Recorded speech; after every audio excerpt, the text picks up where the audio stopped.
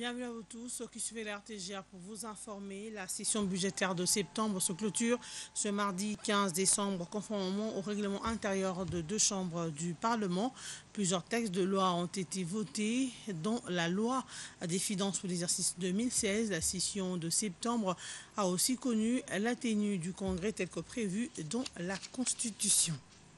Joseph Kabila, devant le Congrès, lundi 14 décembre 2015, le chef de l'État a prononcé sa traditionnelle adresse à la nation en évoquant tous les secteurs de la vie nationale sur le plan politique. Il a encouragé les Congolais à aller au dialogue qui reste le seul cadre de règlement à des divergences politiques et sociales entre Congolais. Le récit de cette plénière avec Jacques Moulouba et Kadenzinga.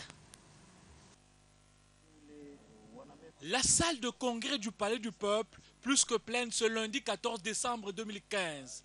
C'est justement pour respecter sa dénomination, car les députés nationaux et sénateurs ont été réunis en congrès pour auditionner le discours du chef de l'État sur l'état de la nation. Pour cette adresse traditionnelle qui est une fois l'an, toutes les instances du pays étaient valablement représentées.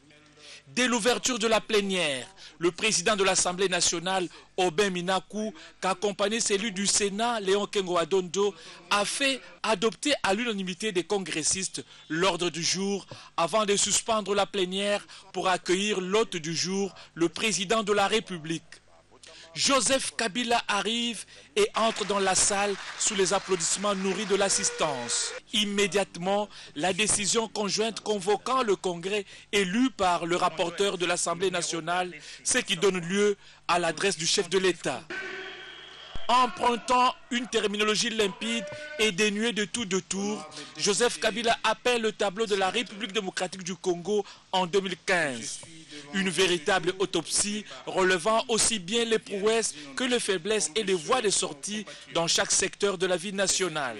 Sécurité, économie, santé, enseignement, droits de la femme, diplomatie, réforme de l'État et réforme judiciaire.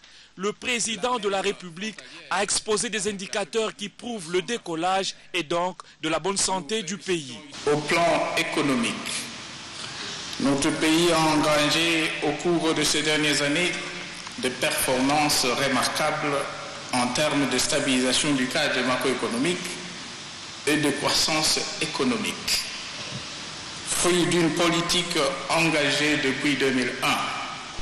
Cela va de nouveau se confirmer au terme de l'année en cours avec un taux de croissance estimé à 7,7%. Sur le plan politique, Joseph Kabila a salué la mise en place de la nouvelle équipe de la CENI en 2015 pour une préparation efficiente des élections. Voilà qui justifie son choix sur la voie du dialogue. J'encourage les Congolaises et Congolais à tirer avantage de notre tradition séculaire du dialogue comme mode de règlement des divergences politiques et sociales. Ce n'est pas par la violence que nous réglerons nos divergences. Ce n'est pas non plus des Nations Unies, de l'Orient ou de l'Occident que viendront des solutions, mais plutôt de nous-mêmes et par le dialogue entre les Congolaises et les Congolais, mus par la fibre patriotique et inspirés par l'appel à l'autodétermination et à l'autoprise en charge, toujours d'actualité, de nos deux héros nationaux, Patrice Emery Lumumba et Mzee Laurent Désiré Kabila. Conformément à l'article 77 de la Constitution, ce discours du chef de l'État n'appelle aucun débat pendant la plénière. La conférence épiscopale nationale du Congo n'a pas de couleur politique, c'est ce qui justifie sa décision sur le retrait de son secrétaire général, l'abbé Léonard Santédi, aux assises internationales de Dakar au Sénégal, lesquelles assises sont axées sur le thème processus électoraux en Afrique subsaharienne. Dans une mise au point rendue publique lundi, le premier secrétaire général adjoint de la SENCO, abbé Chollet, a rappelé le rôle de l'Église qui doit donc demeurer au milieu du village. Suivez un extrait de cette mise au point. La conférence épiscopale nationale du Congo, SENCO, a été invitée par la fondation allemande Konrad Adenauer à prendre part à la conférence internationale sur les processus électoraux en Afrique subsaharienne à l'île de Gorée, Dakar, du 11 au 14 décembre 2015.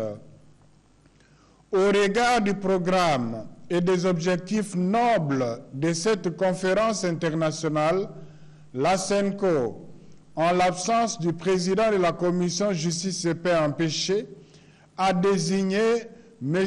l'abbé Léonard Santedi, secrétaire général, pour la représenter à ses assises. Dans l'invitation envoyée à la CENCO, il n'y avait pas les noms des autres invités. C'est quand le délégué de la CENCO est déjà sur place à Dakar qu'on s'est rendu compte que, en plus des représentants de la société civile, comme acteurs politiques, il n'y avait que des opposants.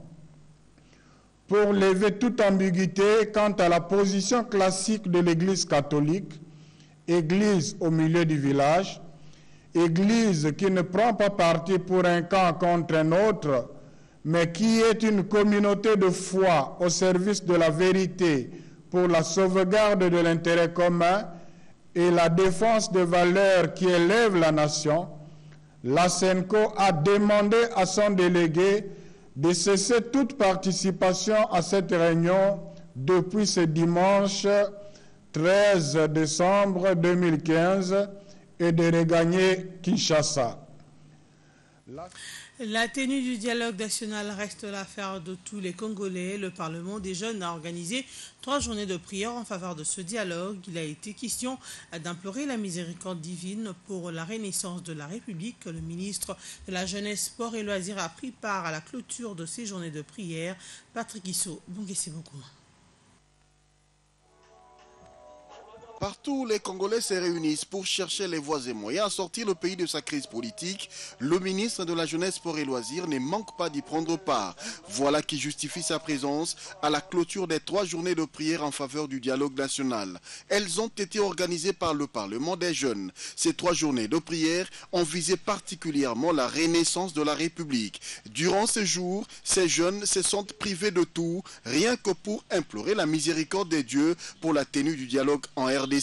Pour ces jeunes, dit-on, le hasard n'a pas conçu ce dialogue. La chance est incapable d'expliquer ce phénomène, mais la religion, elle, a toutes les données possibles pour le faire, et cela à travers la prière. Nous nous sommes rendus compte que notre Dieu, c'est un Dieu qui garde éternellement l'alliance qu'il a accomplie avec ses serviteurs.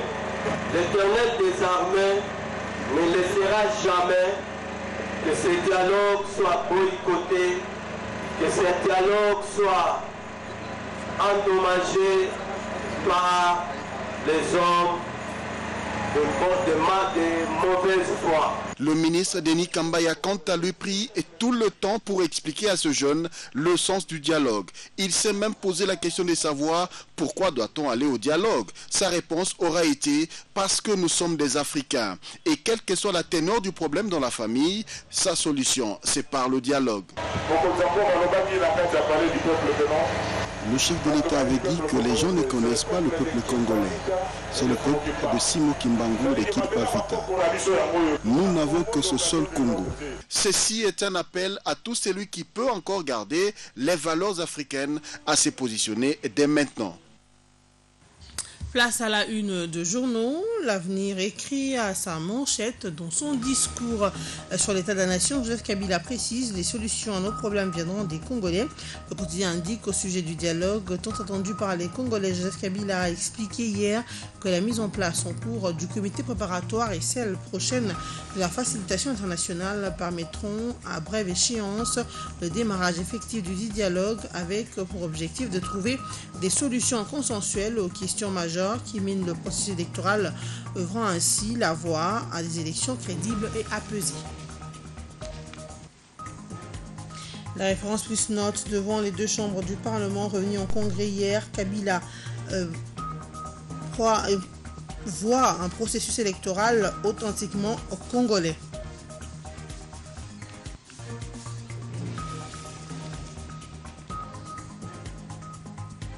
Et le phare écrit « Dialogue Kabila à la fois rassurant et menaçant ». Le journal écrit « Le chef de l'État a donné l'impression de s'être offert un long préambule avant d'aborder le sujet principal et brûlant d'actualité, à savoir le dialogue national ». La République mentionne à sa manchette « Discours sur l'état de la nation, la mise en garde de Joseph Kabila ». La consoeur note « J'en appelle au sens élevé des responsabilités de tous afin qu'au sortir du dialogue national, nous soyons plus unis dans la mise en œuvre d'un processus électoral authentiquement congolais, fruit d'un consensus librement dégagé », a déclaré Joseph Kabila. Et enfin, la tempête des tropiques qui aborde dans le même sens est écrit comme à tant d'autres occasions. Dans un passé encore récent, Joseph Kabila continue à faire fausse route. Voilà tout pour la une de journaux, mais aussi la fin de ce bulletin d'information. Merci de votre fidélité à la RTG Award.